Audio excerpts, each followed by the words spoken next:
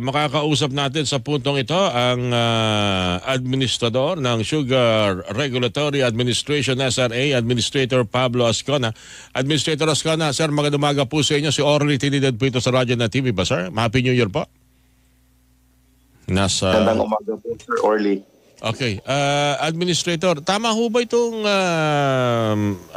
reaksyon nating na aking pong natanggap? Wala ho yatang paggalaw sa presyo ng asukal, lalo na itong nakalipas sa Pasko't Bagong Taon, kung kailan inaasahan na meron itong pagbaba dahil ito sa binabaan ang taripa ng pamahalaan, Administrator? Yes, sir. Sir Orly po. Mali po kasi yung reaksyon po ng isang grupo na binabaan po natin yung taripa. Yung tama po doon, Sir Orly, wala po tayong taripa po sa other sugars na tinatawag natin. Yun po yung glucose, sucrose, dextrose, mga ganun po. Wala po tayong taripa before. Okay. Sa ngayon po, naglagay po tayo ng taripa. So mali po yung sinabi po ng farmers group, mali yung pag-intindi po nila po. Okay, so ibig sabihin, itong mga nag-aangkat tayo ng asukal, tama po ba, Administrator? Yes po. Sa after harvest po tayo nag-aangkat po ng asukal. Okay, good. So ibig sabihin, itong pinapasok sa atin, ilang porsyento po ang tariff po na sinisingil po sa kanila ng pamahalan? Yung asukal po is 5%. Yung pinag-uusapan po nung Christmas season, yung iba po, yung mga substitute po sa asukal. Ito yung mga alternative na sweetener. Yes po, pero ito po yung mga natural sweeteners po, mga fructose, glucose, mga ganun po. Hindi po yung artificial. Oo. Wala po siyang taripa dati po. Pero magkagayon man, bakit itong aking pinagmamastang presyo ngayon ng asukal, nasa palengke kasi aming reporter si Mark Maclalad, 90 yung white sugar, yung brown is 82. Parang mataas pa rin siya. Ano hong dahilan po nito? Meron ho ba tayong kakulangan? May problema ho ba tayo sa local supply ng asukal sa ngayon, Administrator? Wala po, sir. Yung supply po natin buong taon stable po. Yung presyo po dito sa mga farmer ay bumaba po actually yung presyo sa farmer. Yung presyo po sa merkado naging stable din po siya the whole year. So yun po yung nirereklamo ng ibang farmers group po na bakit daw po stable sa merkado and bumababa po yung sa kanila po. Yung nga po. So ano ba, kung ating susumahin at pag-aaralan po lahat, kung yung farmers o ika nga farm gate ay mura, magkano dapat ang presyo nito sa retail? Based sa farm gate ngayon po, yung last week, yung last po na bentahan ng asukal is January 6 yata.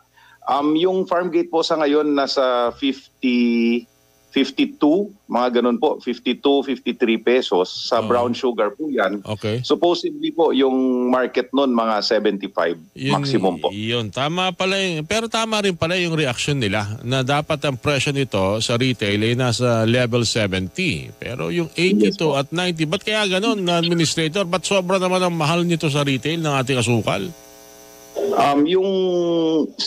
Nung ginawa po kasi yung SRA nung 86, Sir Orly po, no, tinanggal po sa amin yung marketing and pricing at saka nasa private sector na po yan.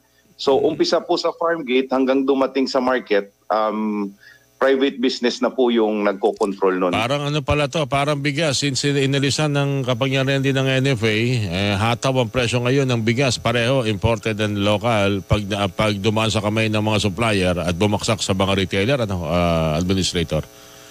Yes po, Sir Orly. Yung kinokontrol na lang po ng SRA at ng DA po is yung supply, no. So minsan kahit babaan natin yung supply, hindi po nakukuha yung reaction na ini-expect po natin. Mukhang meron tayong may malaking problema tayo. Hindi lang nakatuon lang kasi ang atensyon ng mga Pilipino administrator sa bigas at agricultural product pati poultry product nito nakarang weekend. Ang asukal wala tayong kamali-mali ito umahataw din na dahil sa ayon nga sa inyo expected dapat nasa 73, 75 pesos level lang ito. Pero ngayon ito, ang brown is 82, ang white is 90. Mukhang sobra naman to. Mukhang sobrang taas itong sinisingil at binabayaran ng nating mga Pilipino sa presyo ng asukal sa ating bansa. Yes po, Sir Orly. No? Yung ini-expect po ng SRA and DA, supposedly yung white sugar po nasa 85. Sa records namin po, if kukunin mo yung average prevailing po, tama naman, no? Nasa 82 to 85. Pero meron talagang markets na lumalampas. Nung 2022 nga, umabot ito ng 135, 136 eh. So, buong 2024 po, naging stable siya. But it can be a bit lower po. Sa tingin niyo, Administrator, meron na kasi tayong batas, Anti-Economic Sabotage Act of 2024. Mukhang kinakailangan na yatang bumuo ng isang task force ang bigas at sa bigas at sa asukal para matiyak natin na hindi tayo na bibiktima ng overpricing. Economic sabotage din na may tuturing po kasi yan, Administrator. Ano po?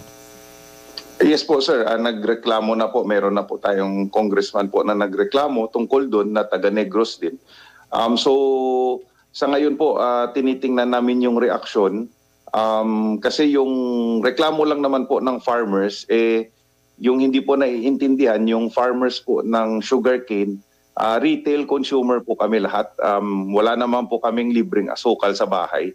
So nagrereklamo din yung farmers na ba't daw mababa yung benta nila, tapos mataas po yung bili nila. Ayun nga So medyo mahirap din po sa trabaho namin sa SRA kasi pag kinontrol natin through supply, kawawa din po yung farmers natin. So may limit din po yung pagbalanse po ng supply para po hindi naman matatamaan yung farmers po natin. Nakakalungkot dahil ang mga consumer at ang producer, sila ang apektado nito. Talo-talo na binabanggit ninyo, mura-mura ng benta nila. Pagdating ng retail, hindi naman kaya sumusobra itong mga retailer at may dapat na tayo tingnan dito, Administrator. Bagamat wala, sabi nyo, wala sa inyo kapangyarihan. Pero I think pag ganitong hindi lang bigas, pati asukal, ay namamanipula ang presyo ng todo-todo, mukhang merong dapat din naman siguro maging tugon dito ang pamahalaan. Yes po, sir. Yun yung reklamo po ng mga farmers natin. At saka 5 million po yung dependents ng industry. Lahat po yan retail consumer, kasama si farmer. Okay. So tinitingnan talaga natin paano natin sila matutulungan po. Napakalaki kasi ang diferensya, from 73.75 to 82 to 90 pesos. Ang laki diferensya nito, Administrator. Mukhang may namumunini dito.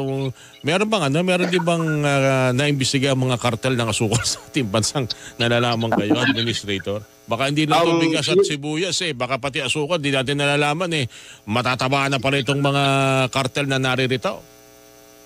Yun din po, sir, yung hinihingi ng kongresista natin na dapat po titingnan ito kung paano po ma-minimize yung spread from farm gate to retail po. And ito po involves private business na po. Administrator, makikibalita uli kami. Lalo na ho yun sa hindi naman parang siguro kung kayo rin, ayaw nyo rin naman na ganito na lang. At wala kayong magagawa sa Sugar Regulatory Administration.